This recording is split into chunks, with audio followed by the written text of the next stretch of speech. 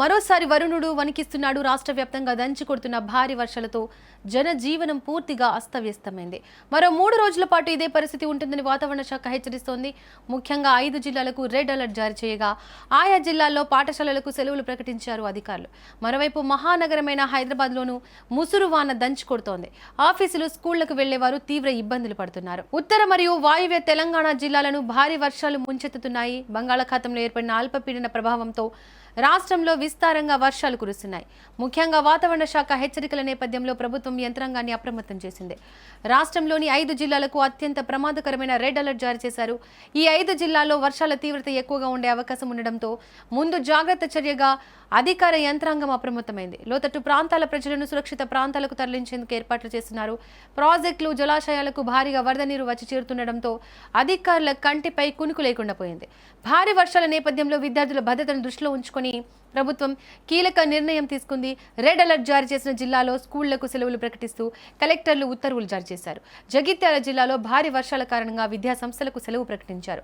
అలాగే కొమురం భీం, ఆసిఫాబాద్ జిల్లాలోని వర్షాల ప్రభావం ఎక్కువగా ఉండడంతో స్కూల్స్ బంద్ పెట్టారు. నిర్మల్, నిజామాబాద్ జిల్లాలోని ఎడతెరిపి లేకుండా వాన కురుస్తుండటంతో సెలవులు కొనసాగుతున్నాయి. ఇక పెద్దపల్లి జిల్లాలోనూ భారీ వర్షాల హెచ్చరికల నేపథ్యంలో పాఠశాలలకు సెలవు ప్రకటించారు. తల్లిదండ్రులు ఆందోళన చెందకుండా ఉండేందుకు అధికారికంగా ఈ ఉత్తర్వులు వెలువడ్డాయి. అత్యవసరం అయితే తప్ప బయటకు రావద్దని అధికారులు సూచిస్తున్నారు. ఇక ఒక్కసారిగా నగరంలోకి వస్తే హైదరాబాద్లోని వరుణుడు తన ప్రతాపం చూపుతున్నాడు. రాత్రి నుంచి ఎడతెరిపి లేకుండా పడుతున్న ముసురు వాన నగర వాసులను ఉక్కిరిబిక్కిరి చేస్తోంది. ఉదయం లేచేసరికి రోడ్లన్నీ జలమయమయ్యాయి. చలిగాలులతో కూడిన ఈ ముసురు వాన కారణంగా నగరంలో ఒక్కసారిగా వాతావరణం మారిపోయింది. ఆఫీసులకు వెళ్లే ఉద్యోగులు, కాలేజీలకు, స్కూళ్లకు వెళ్లే విద్యార్థులు తీవ్ర ఇబ్బందులు పడుతున్నారు. బస్ స్టాప్లు, మెట్రో స్టేషన్లు ప్రయాణికులతో కిటకిటలాడుతున్నాయి. ట్రాఫిక్ జామ్ల కారణంగా ప్రధాన జంక్షన్లలో వాహనదారులు గంటల తరబడి నానా తంటాలు పడాల్సి వస్తోంది. జీహెచ్ఎంసీ, డిఆర్ఎఫ్ బృందాలు రంగంలోకి దిగి నీరు నిలిచిపోయిన ప్రాంతాల్లో క్లియరెన్స్ పనులు చేపడుతున్నారు. మరో 3 రోజులు ఇలాగే భారీ వర్షాలు కొనసాగే అవకాశం ఉన్నందున ప్రజలు అత్యంత అప్రమత్తంగా ఉండాలని అధికారులు హెచ్చరిస్తున్నారు. రైతులు ఎవరు కూడా పొలాల వైపు, వాగుల వైపు వెళ్లకూడదని సూచించారు. శిథిలా వ్యవస్థలో ఉన్న భవనాల్లో ఉంటున్న వారు వెంటనే సురక్షిత ప్రాంతాలకు వెళ్లాలి. నగరంలో జీహెచ్ఎంసీ అధికారులు ప్రత్యేక కంట్రోల్ రూమ్లను ఏర్పాటు చేశారు.